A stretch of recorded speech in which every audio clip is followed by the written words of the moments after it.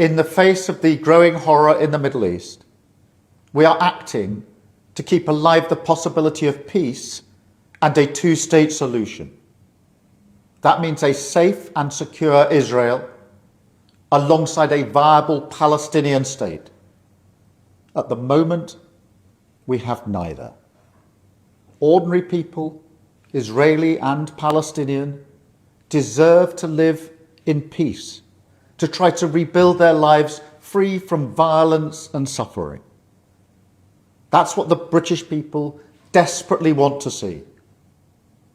Yet, almost 2 years after the barbaric attacks of October the 7th, hostages are still held by the terrorists of Hamas. Recent images show the hostages suffering and emaciated. Hamas even refused to release all the bodies of the dead. I have met British families of the hostages. I see the torture that they endure each and every day, pain that strikes deep in people's hearts across Israel and here in the United Kingdom. The hostages must be released immediately, and we will keep fighting to bring them home.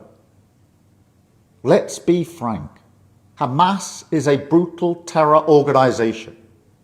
Our call for a genuine two-state solution is the exact opposite of their hateful vision. So we are clear.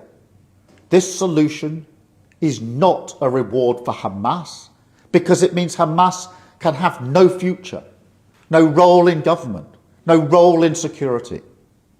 We have already prescribed and sanctioned Hamas, and we will go further.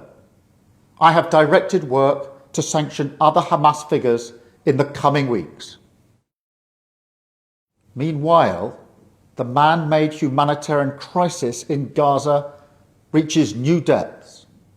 The Israeli government's relentless and increasing bombardment of Gaza, the offensive of recent weeks, the starvation and devastation are utterly intolerable. Tens of thousands have been killed, including thousands as they tried to collect food and water. This death and destruction horrifies all of us. It must end. We have evacuated the first group of sick and injured children to the United Kingdom to be treated by the NHS, and we continue to increase our humanitarian support. But still, nowhere near enough aid is getting through.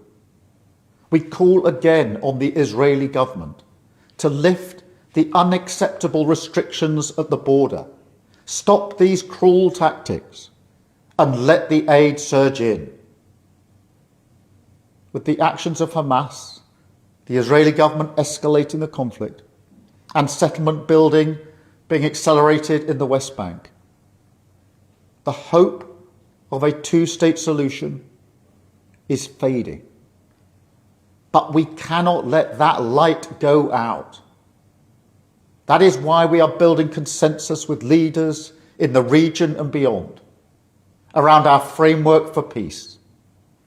This is a practical plan to bring people together behind a common vision and a series of steps, including the reform of the Palestinian Authority, that takes us from a ceasefire in Gaza to negotiations on a two-state solution. We will keep driving this forward.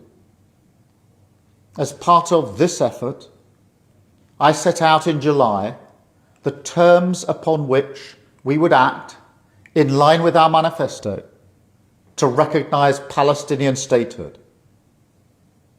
That moment has now arrived.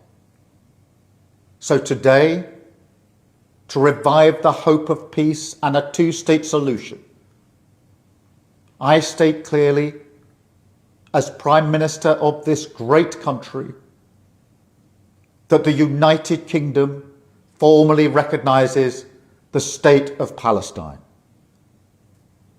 We recognised the State of Israel more than 75 years ago as a homeland for the Jewish people. Today, we join over 150 countries who recognise a Palestinian state also. A pledge to the Palestinian and Israeli people that there can be a better future.